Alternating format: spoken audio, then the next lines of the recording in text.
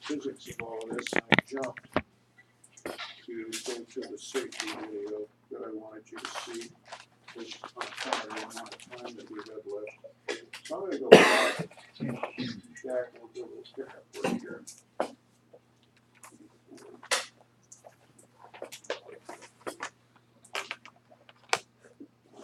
So, and this is something you need to know about.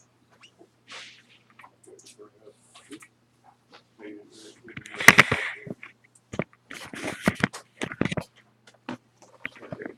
so this is just simple background stuff here for the first one or two.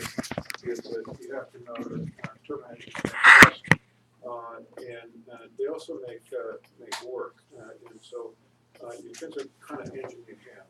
So quite a lot of engines are thrusting engines. Quite a lot of them drive a shaft that drives something, and that shaft could drive a gearbox. It could drive pumps. Could drive generating sets, any of that kind of stuff. So we use turbines for all kinds of stuff. I have a friend that works for Detroit Diesel Allison, and he works on power generating sets for cold storage units over in Yuma, and they use turbine engines for that. So he makes really good money doing that. Bad part is he has to live in Yuma, but he makes a great living because he knows these turbines, and so they can be used for all kinds of stuff. There's a turbine over here at San Diego Gas and Electric Yard. I probably told you about it. Actually, it's two of them last time I saw that they ran on natural gas, and all they do is generate power, generate electricity with the thing. So turbine engines, they all have to work the same way. They run on different fuels typically, but one's going to make some work when it runs a shaft, and when it runs just pushing an airplane through the air, that's what's going to measure its power in units. So an engine that creates thrust, you can't calculate the work on it because it doesn't do any work. All it does is blow air out the back. Okay, all right. So because of the ram air effect, and you have to know that the ram air effect is something that we don't really see here on the ground. Mechanics people, maintenance people don't ever see that because the airplanes generally sit still in a set of chocks. But once the airplane starts moving forward, there's going to be a amount of air that's going to be pushed into the front of the engine because of the aircraft moving through the air. And so what that's going to do is that it's going to change the amount of output from the engine because of the difference in density that we're creating by squishing the air in the front, sort of supercharging the engine a little bit. So this is going to change at different air densities, at different velocities and pressures, and all of this is going to relate to the altitude that the aircraft is going to be flying at. So the air is less dense at higher altitude, and you might, as you all know. Also, that density is going to change from height to height to height, up and down along the way.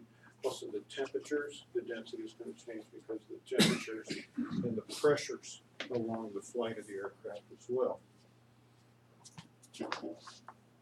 So an aircraft, let's say the engine leaves the ground at sea level. The air is very dense, and so the engine has quite a lot of air moving through it. Well, the fuel is going to have to be proportionate to that amount of air. That volume of air is going to have to be fairly high flows. And so turbine engines aren't so efficient at lower altitudes until you get them up and you start really pushing the air into them. So the air is less dense, but it offsets that less dense air by having it squished in the front, and they could dial back the fuel because of that. So now the engine becomes much more thrifty to operate. Okay. Now, with a reciprocating engine, this work is going to become pretty constant, regardless of the velocity.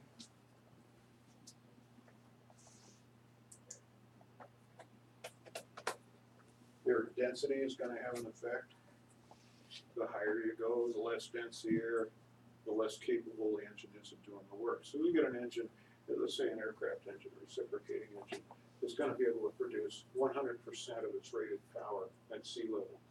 But as the altitude goes up, what happens to that horsepower? Goes down. Y'all agree? Y'all agree with him? With him? Really? Him? Yeah, I wouldn't. yeah, you probably should, because he's right. So as you go up higher and higher and higher, the air density decreases, and so the engine is able to produce less power. It doesn't matter how fast it's going, it's just the way that it utilizes the air available. All right, so we use thrust or throttle settings. They're usually expressed in percent of RPM. Percent of RPM. A couple of different reasons for it. Between engines, they can vary widely insofar as the amount of speed that the rotors turn. But red line is always going to be 100%. Going to be 100%. Now these engines can operate beyond 100% very safely, but a rated red line for continuous operation is going to be 100% of the rotor RPM. So what I'm saying here, another way to say it is the engine might run at 112%, might run at 115% for takeoff. But the maximum rated horsepower or rated RPM is going to be 100%. Does that make sense? We're going to push this engine beyond that. And it doesn't care, really. You start turning it up too fast, then the temperatures get too high, and structurally it starts to fall apart. Okay, percent.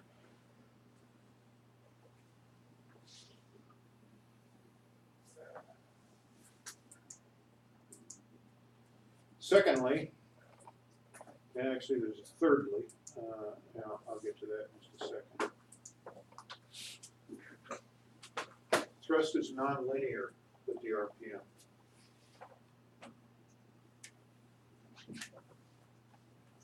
So what happens with a turbine engine, we find a marker here,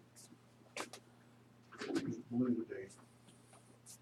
So idle is going to be about 60% of the rated RPM. And the third reason I tell you we use percent of RPM is because our little pea brains can't handle all the arithmetic that goes on trying to figure out what the percent RPM is when an engine RPM, or red line, is 30,326 RPM, right?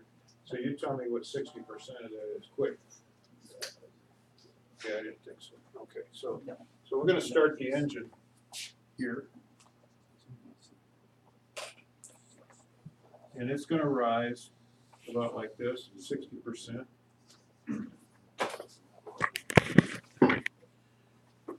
And at about 75% power, it's going to start climbing like this. It's going to be about 75% right here. And then 100% is going to be up here. 100%. So you can see that it's not quite got that snaky line to it there that I put in there. It's a smooth line. But you can see how fast that changes between 60 and 75%. So that rotor RPM is going to go way up very quickly. The thrust is going to go up very, very quickly from 60 to 75%. 60% is an idle.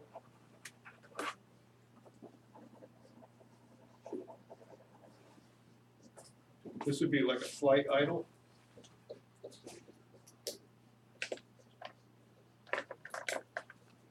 And the operating range, the normal operating range for this engine would be somewhere like right in here.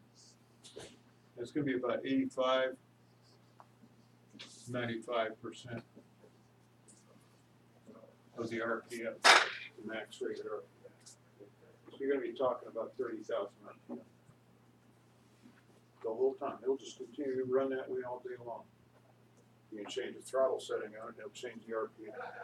So if you're approaching an airport, you've all seen this before, you've been in an aircraft before, you hear the throttles come back just a little bit, 50, 75 miles away. They push the nose over slightly on it. You don't need that much power to carry the aircraft if you're going to trade altitude for speed. Would you guess? again, push the nose over, the airplane's gonna start coming down. So you don't need all that power. So that's gonna come back to before, probably within 10 miles an hour, you're gonna be about 75% power. They don't hardly ever go back to 60% until they go across the fence. Does that make sense? You ever experienced that in an airliner before? Yeah, and that's a reason for it. So when you're romping along up at altitude, you're pushing 85, 95%, smoking along, going to grandma's house or wherever it is you're going. That's all you need to have. So this is not, you can see that there's no relationship between the speed of the engine and the power output. You've got 100% power right here, but the RPM is taking a big climb to get to that point. Once you get the rotor turning, remember Newton's third law, flight at rest tend to stay at rest. The other part of it is what? Objective motion tends to stay in motion. Stay in motion, right? So once you get this thing up and run along, it'll run there all day long. It doesn't care.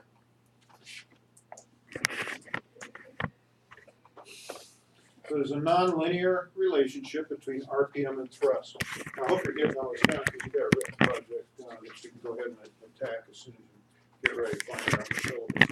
You got to write a little paper telling me about the relationship between the two. You might want to wait till we get the compression done first, and then we'll kind of help explain it a little bit. Now, this is on all turbine engines. So most turbine engines are going to idle 55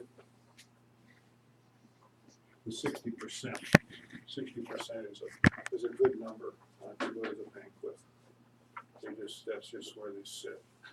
What that does, that moves enough air through the engine for cooling, it moves enough air through to mix with the fuel, and it creates enough heat to keep the engine running in a stable fashion. So percent versus thrust, percent is the same as the RPM, is pretty much the same between quite a number of different engines. Okay, so you go start a turbine sometime. You're going to start the thing, push the starter. You're going to have the ignition on, no fuel. You know, push that starter and hold it till it gets up to about, could be between 10, 18% of its rotor RPM. You're going to hold that button down on the starter and then add fuel to it. You'll hear it light. Whoop. And it'll start to accelerate at that point because one of the things that's happening is you're using the starter to help it come up off of 0 RPM. So that starter's going to help it accelerate, and as it burns that fuel, it gets a little bit higher and higher. Once you get to about 30%, you can come back off the starter. It all sounds kind of confusing. It'll accelerate right up to 60% here, and it'll just sit there with the throttle lever back as far as it will go. While it's got fuel. Sounds a little confusing, but you get onto it once you run this thing outside. It's really fairly simple deal.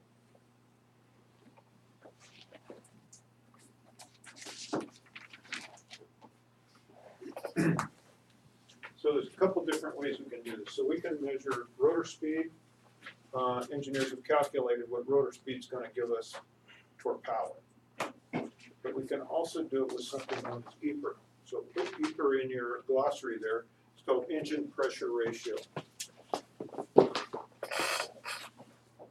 Some engines are speed rated and some are EPR rated. So when you hear me say EPR, you'll know what I'm talking about. Engine pressure ratio. So they have like little pitot tubes in the engine, in the front and in the back. And remember I was talking about deltas, delta pressures? Okay, so how much do you have to have more or less pressure in the front to make this thing work? More. Okay, so we're going to measure the pressure in the front versus the pressure that's coming out the back of the engine. And that's going to be an indicator of how much thrust the engine makes. Engine pressure ratio. You actually have gauges that say EPR on it, and that gives you a percentage of EPR.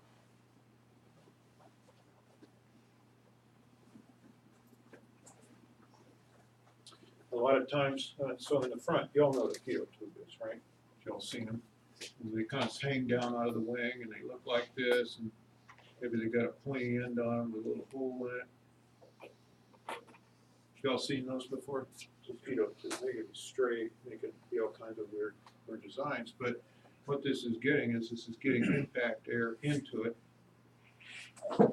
And that amount of impact air that builds the pressure, there isn't so much flow in here as there's a pressure buildup in this line that goes off to an indicator, an airspeed indicator, we'll say. Well, an EPR gauge is very much like a airspeed indicator.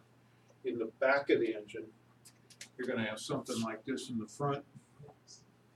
It's called a total pressure probe in this case. In the back of the engine, they have what they call rakes. And they're tubes. That's all they are, is just tubes. And they got little holes in them that face into the airflow, not downstream, but into the airflow. And then they go off. They got a line that goes off. And this line goes off, and they're compared together in an instrument. So the gauge, the needle moves this way, and the needle moves this way. And the higher the EPR, that means the higher the delta between the two, between the front and the back, and that creates a bigger flow through the engine. The bigger flow through the engine is the thrust that you're getting out of it. So the engineers have figured out all this stuff. Total pressure probe, and what was the other one? What's that? What was the back side? Total pressure probe was the front. And Total pressure in the front, on the back is called a rake. Okay. And they'll have several of these in the back of the engine. Throats, total pressure throats. They're saying in the throat of the engine, I think, the Now, pitot tube. The EPR can vary dramatically between engines, depends on the size of the engine. Depends on the construction of the engine. But that's not anything you have to worry about so much. The only thing you're gonna be looking at is the tables. You look at the tables, the flight crew looks at the tables, and they're gonna then decide on what you look at the tables for the speed, the outside air temperature, the pressure between the front and the back, and you can figure out how much thrust the engine is making right off the tables. So the engineers have figured out all this stuff already.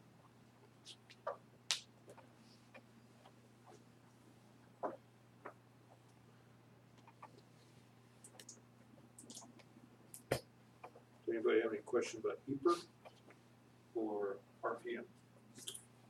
So RPM, I want you to know that it takes a dramatic climb after idle. So the engine will just idle up to about 60%, and all of a sudden it'll take off. And it'll just run like crazy. And it takes off very, very quickly. Once it gets up to about 65, 70% up in this range here, it starts going vertical. So that thrust increases very, very rapidly once you get to those kind of speeds. All right, so let me go back and pick up the safety stuff here.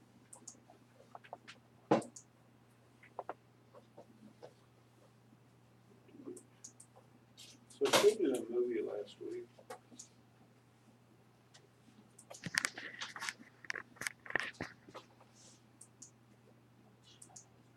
But I want to talk to you about being around these engines.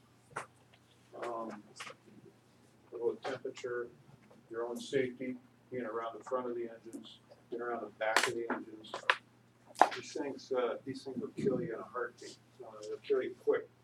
So you have to be paying attention. You're going to have to. Sometimes you're going to have to stand next to these things and work on them, and that's okay. But be careful when you're doing that. Don't take anything for granted. And if you're working with somebody, and usually you will be working with somebody, be sure that you pay attention to each other and watch out for each other. All right. So out the tailpipe, temperatures can be 300 degrees, no sweat, up all the way up to 1,000 degrees within about 50 feet of the tailpipe. It's going to be high velocity air, and that heat is going to exist in about a 50-degree arc about the center line of the aircraft. So it's going to be from the center line, or the engine, I should say, center line of the engine. Yeah, aircraft, not so much the aircraft. It was a single engine aircraft, that'd be true, but about 50 degrees around about the center line of that engine. So pay attention to what you're doing. People are going to be driving around. I'm going to show you some stuff here that happens, and it's a little bit funny, but stuff that happens. out on the aircraft ramp. It's busy, people are wearing their ear protection, maybe you got your radio turned up, got your earbuds in, you're just driving along, it's noisy all the time, you don't pay much attention, there's some stuff that can happen. So you have to know, things happen very, very quickly around aircraft. And like I told you last week, if you go to the aircraft maintenance manual, all of this stuff's gonna be in there. Noise levels. Noise is a killer on your ears. It's gonna be excruciatingly painful within about 45 degree angles from the center line. Noise can be permanently damaging, so maybe your ears will recover a little bit. But let me tell you, from personal experience, it's cumulative. It will build up over time. Just being in noisy environments is gonna cause you to have hearing loss. As you get older, you're gonna have enough hearing loss as it is, but you're gonna have certain ranges or frequencies where you're not gonna be able to hear very well at all. And oddly enough, if you're around turbines very much, it's gonna be in that same frequency range that the turbines run. So be sure that you protect yourself.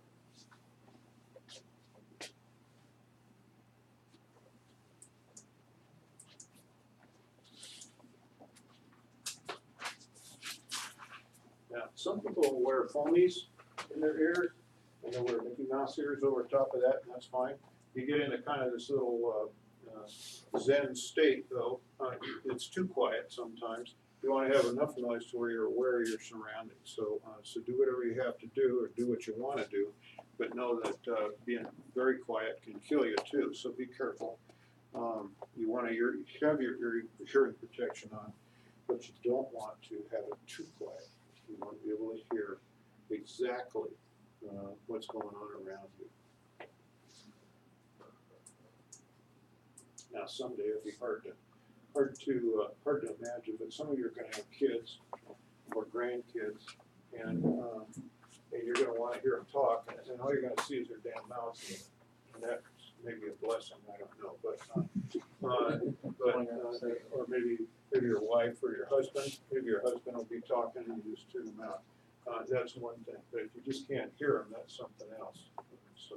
So please take care of your hearing. This is something that you can be proactive about.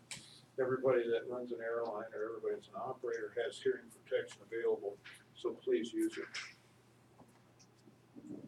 Okay, so the next one, FOD. So foreign object damage. So it can be dealing with stuff, pieces, debris, that sort of thing. But FOD is also another word that we use just in a broad generality of terms. And this just includes anything that may damage the engine. You can read all that stuff there. Okay. FOD. Makes sense? Don't want to ingest. The only thing that engine wants to ingest is air. Nothing that had a mother, nothing that has sharp edges on it or has any three-dimensional shape, just air. Okay. You all got that? Those engines hate solid objects. Okay, so here's an airplane belongs to China Airlines. It's in Frankfurt. And so I'm not hacking at the Chinese here, though there's plenty of room for that. So China Airlines, that guy flies into Frankfurt, and the Lufthansa guys see it because they service China Airlines in Frankfurt, and it's pretty common. They had an engine go broke. It was on a 747, and so it was 4 engines, right? 4 engines on the 747. And so they go broke sometimes, and so what they do is they put seat belts or they put straps around the van to keep it from windmilling while they ferry the airplane home. You can do that, it's no big deal. Right, well, that's one of the engines. Getting some birds, apparently. There's the other engine, 2 engines on a 747. So you can see what FOD is going to do to a fan. Those are titanium blades. Hit a flock of geese, and the airplane sat there because they wouldn't let them ferry out of there. The Germans didn't want the Chinese flying this airplane over their houses with 2 engines. So know that that kind of stuff happens. So here's a guy who's driving along, a baggage cart. You've seen them at the airport, they're like little trains, right, carrying the baggage containers around. So this thing, the guy was running the engine, as the story goes, those people up here, you know, they're all looking out the window, and this thing goes, sucks one of these tubs in, and the thing wedges itself in the inlet. Well, you're gonna find out here pretty soon, probably next week. I'll start talking about inlets and a little bit of compressors and so on and so forth. But in this lip area here, where it's metal looking, it's bare metal, we use hot gas in there, or hot compressor air in that area. So we know the compressor air is pretty warm, right? 500 degrees in there. So we use that hot air in this lip area to keep this from icing up. And so this tub hits this thing and punches a bunch of holes in it. So this thing's going nowhere. It didn't go into the fan, didn't hit the fan, but it destroyed the inlet. So these things only weigh probably maybe 100 pounds, maybe. And so you can see with that kind of size and shape, when the baggage cart drove past, there was nothing in it. It just sucked it right off the cart. It creates a low pressure zone in front of that engine. Sucked it right in. So this stuff happens. You'll see it happen around the airport. I try to get pictures for you about this kind of stuff. So thought. It can also, in the internals of the engine, come out to kill you.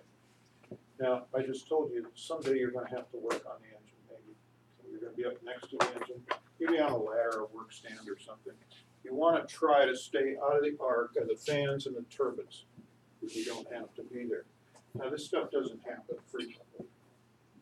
It doesn't hardly ever happen, but it does happen. I'm going to show you some pictures here in just a minute. I'm not going to show you any gory pictures. I'm just going to show you what happened to the engine. So these rotors inside these engines run at very high rates of speed. 20, 30,000 RPM is not unheard of. Things break occasionally. Yeah, so there was American Airlines at Long Beach. Long Beach? No, it was LAX. LAX. And so a friend of mine was up there. There's some of these pictures on the internet too, because he posted them. American Airlines, way out at the end. That talk faster. Way out at the end of the runway. There's a town out there. What is it? Huntington Beach or what's the name? Playa something. Anyway, so they were running this engine. It does it again. I'll just tell you the story and then we'll go back to it. They were running this engine out there at the far end of the runway, way out by the beach. And they have an area out there. TWA used to be out there. I think American owns that ramp out there now. But it's a maintenance area, and they do that at night. And so what happens is this airplane had a problem, had a rumble. It had a kind of a weird rumble, a weird vibration. And so the flight crew flagged it, and the maintenance people said, okay, everybody comes to work, and they kind of got started on the airplane. So they towed it down to the other end of the runway and ran it. And so, you hear anything? No. Brian, you hear anything? No. I don't hear anything. So they're all out there looking, trying to figure out what this rumble is. Now, a lot of times, we have pneumatic systems in the aircraft. A lot of times what those rumbles are is they're pipes that carry air, high pressure air throughout the aircraft. And those pipes will get loose. They're on a mount, or a strut. Two struts hold the pipe. Sometimes they get loose and they start touching the airframe. And as the air roars through them, they start rubbing on the airframe. And the next thing you know, you've got a rumble there. That's pretty common. But those guys are out there looking at this thing. They're checking it out. The guy's up on the ladder there, and this thing goes slashing past him. And now we'll go to the next picture. All right, so you see what happens there. A piece of the engine came out through the towel while they were running it. I got some more pictures here for just a second. So the engines have what they call containment shields. And these containment shields will keep the rotating parts, ordinarily, they will keep the rotating parts within the engine itself. So if something fails, it's not going to come out and cut a hole through the cabin. So you end up with this conundrum here, where sometimes they do get out. When they do get out, they get out big time. And so what happens is, it's usually catastrophic when that happens. It'll cut the engine in half, is what happens there, because the rotor speeds are so high, and it breaks the shaft. The shafts are that big around, they're made out of nickel steel. Something will stop and everything else is going, it just twists the shaft right in half. Sometimes there's a bearing failure in the engine, and the turbine starts rubbing on the case. And when that happens, it's like telling it to stop, but everything else, all the other machinery is still turning, and so it will twist the shaft and break the shaft. So know that there are hazardous zones. The maintenance manual will show you exactly where those zones are. So here's a case where it's a turbine failure.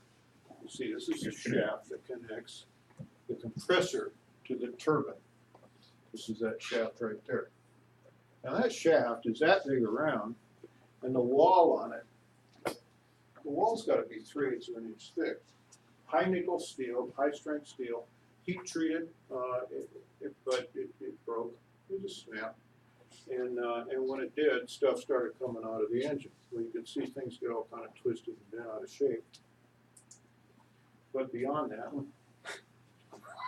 stuff gets out, and you don't want stuff to get out because it kind of makes a mess. Grab the back. I don't know how that happened. Anyway. So there you are, and that guy had a piece go whizzing past him while he was looking. You hear the sound, Brian? Brian, you hear anything? Nope. The guy sitting up in the flight station. Brian, do you hear anything? No. And you don't hear Brian anymore. Because Brian's running like a son of a bitch. Yeah. So the engine let go is what happened while they were working on it. And that's pretty unusual, pretty extraordinary. But these things do give up the ghost. They do break. And so know that these things happen. Now, you try to have it happen someplace away from the wing. So here's the pylon here. The pylon supports the engine, and that mounts the engine to the airplane. And then you've got a wing. I don't know what this thing is, but you're going to have a wing sticking out. It's going to come out to about here. Now, Qantas, a number of years ago, had a turbine let go on a 380, Airbus 380 big airplane. And when it did, the turbine came apart, all the shards came out of the engine, and everybody said, ooh, well, nobody got hurt. Well, anybody ever been to Australia? You know how far it is from anywhere? It's a long way. There's a lot of water underneath you when you're flying, and the thing, boy, it was good. All of a sudden, the fuel gauges are going like this on that right wing. And why was that? Well, those pieces came out, and they punctured the fuel cells, is what happened. So know that this can be catastrophic. Quite a number of years ago, there was a businessman who was sitting in the back of an MD-80, a DC-9 MD-80. And two engines way in the back. And they lit the thing off, and away they went, and there was an engine failure. They came back and landed. Didn't even use the slides. It gets to be, like you were alluding to, it gets to be kind of common on some of these aircraft. And so guy goes up, reaches for his briefcase. They didn't ever get very high. They just went around the pattern for a little trip, and his briefcase was smoking because a piece of the turbine had gone through the pressure vessel and ended up in his briefcase in the overhead bin. Right? And so, don't you know, they gave him free flights for life. And I'm not sure he took them up on it, but they had a piece of the turbine stuck, turbine blades. I'll show you some messed up stuff down the road here a little ways. Because the stuff is really hot, and it's molten, in fact. And when it comes through, I mean, this key bar of the door, there's nothing stopping it. There's nothing you're going to do that's going to stop it. It has containment on it, and all that did was maybe slow it down just a little bit. But you can imagine when you've got an engine turning 110, 115%, when the main rotor speed's 30,000 RPM, that thing is cranking along pretty gosh darn quick. So anything that comes off of it, it's like a bullet, just like a big bullet. So safety. These are going to be, military airplanes have a lot of these markings on them. Civilian airplanes don't so much because it scares the passengers. And but you'll find these markings in the maintenance manual, and they'll tell you areas where you don't want to be. where you shouldn't be. Shouldn't be around that inlet area. You shouldn't be here. This is the fan or the front compressor. And this is gonna be the turbine section back here. So you know where that piece was sticking out. It was sticking out right back here. So those are areas that you wanna watch out for around turbine engines. Now, smaller turbine engines are a different story. They still come apart. Don't let me kid you. They still come apart. And when they do, they act every bit just like the other ones. They come out with bullets. They're just spitting steel. So you have to be careful around these things. It's ordinarily not a problem to be around them, but you have to be aware of it. Okay. Okay. So, you guys want to take a little pee break before I launch off on this next one? Sure. You ready? Yeah. Okay, so it's back about